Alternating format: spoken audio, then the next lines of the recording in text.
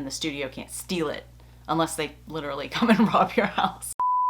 Hi, I'm Nilu. Welcome to my channel. Today I'm going to talk about why I started collecting physical media. Despite what Best Buy's killing of their physical media collection might imply, there's a big trend and comeback of physical media lately. A lot of people are talking about streaming basically turning into the modern day version of cable. My foray back into physical media actually started a few years ago when I was wanting to watch Star Trek, the original series, and I could only find it on Prime Video, and it was like $2 or $3 an episode, but I didn't want to pay for stuff that I didn't own.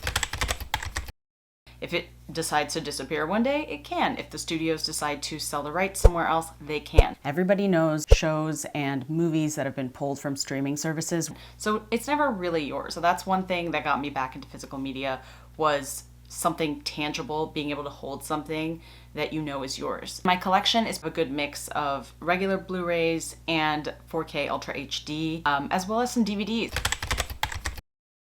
Another major reason I got back into it was video and audio quality. For example, with 4K Ultra HD Blu-rays, you get uncompressed 4K visuals.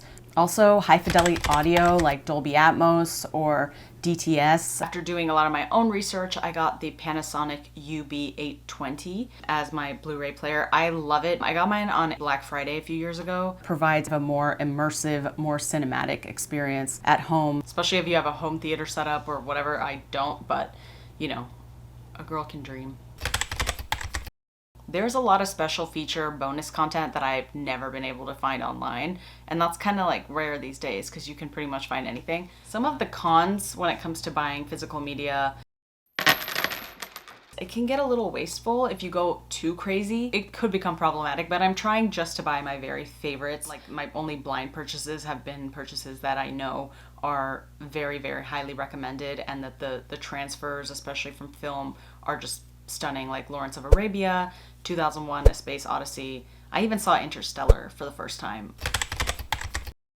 I do think packaging can also be not user-friendly. It's just fussy sometimes. The boxes are kind of clunky, the discs fall out. I mean, if you prefer, and I think it's probably more space conscious too if you put them all in a little organizer, but I like to keep everything in its little box and kind of display it on the shelf because I think it's more fun to look at, and also I want to.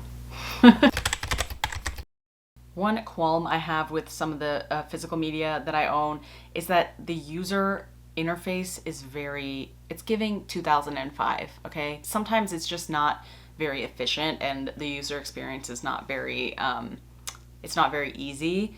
I mean, it's not the end of the world, but sometimes you'd wish it was a little bit more streamlined.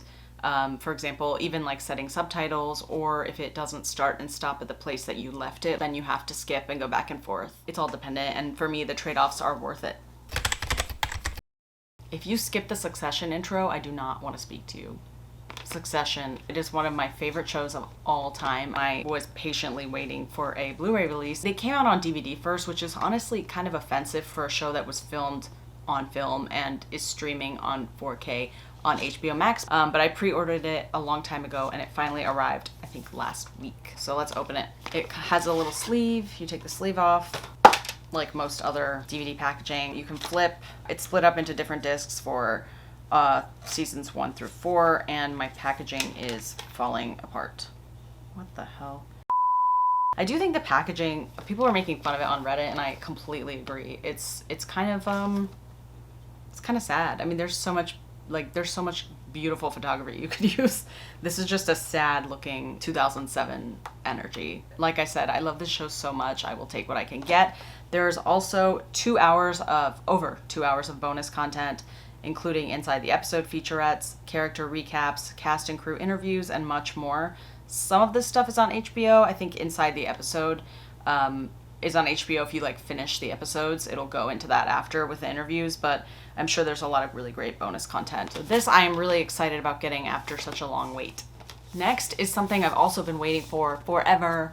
It is A24, The Zone of Interest, Jonathan Glazer. I love this movie. It rightly so won quite a few Oscars, and I had been waiting for this for a while too. I almost bought a European release just to get it, but I'm glad I waited because it finally came out. The packaging is beautiful. It's like a little booklet. You open it, it only comes with the Ultra HD disc, which is fine by me. Sometimes they'll come with Blu-rays and the Ultra HD Blu-ray. It also comes with postcards, beautiful stills of the film. It does feature Dolby Atmos, which I'm very excited about because the sound design in this movie was incredible and won an Oscar, and I'm just so excited to listen to the ambient sound. This arrived yesterday, and it's not new, but it's new to me. It's the Ted Lasso The Richmond Way. I don't have an Apple TV Plus subscription anymore. I've watched the show multiple times, but I definitely love that I can keep it. It comes with a Believe poster. The discs inside, like everything else, there's multiple discs for each season. One Blu-ray I had already was a Mean Girls Steelbook that was just a regular Blu-ray. And then recently, well, a few months ago maybe, the Mean Girls 4K Ultra HD Blu-ray came out, so I got that too, and now I have 2 copies of Mean Girls, which I don't like having double copies of things, but I have yet to watch the 4K, but I'm very excited for that as well. Yeah, that's why I got into physical media, why I'm continuing to collect physical media, and why I don't think I'm gonna stop. I will do a video on my collection at some point. Thanks for watching, and enjoy watching.